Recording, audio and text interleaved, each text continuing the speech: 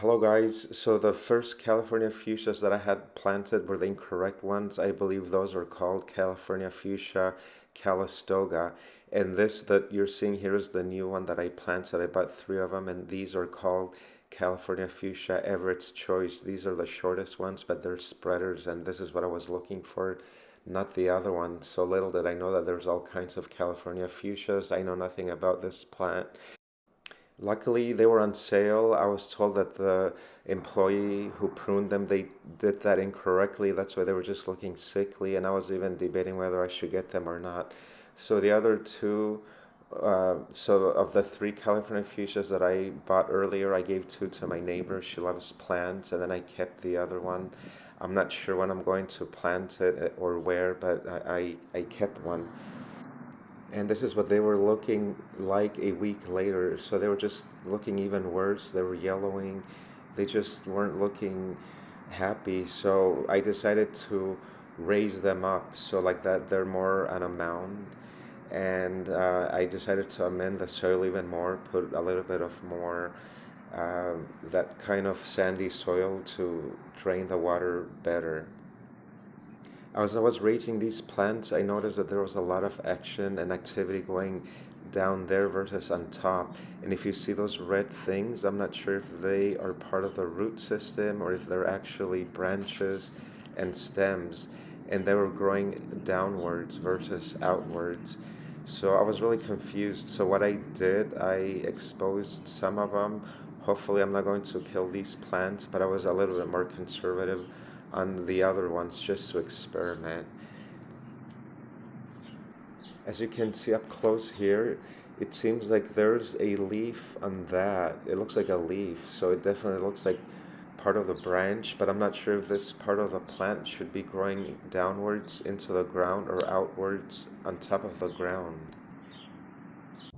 And if you can see here on this part of the video, those red things, they seem to be part of the branches or stems for the top part. So I'm not sure. We'll see. Again, this is just an experiment I'm trying. And this is what they look like after I raised them a bit.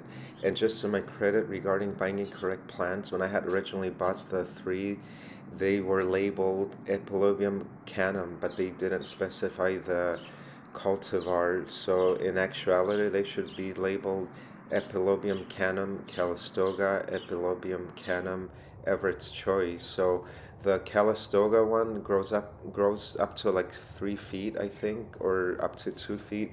But this Everett's Choice, it grows up to no more than one foot high, but it does spread out, and this is what I was looking for. So I'm just happy that I found the Epilobium Canum Everett's Choice that I was initially really looking for, and I should have done my research as well.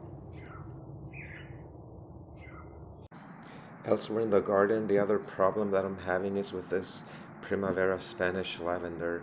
It looks fine and healthy, but if you look closely, it is full of aphids. When I stick my fingers in the middle of the mound there, my fingers come out full of aphids. It is so disgusting. It was just getting worse.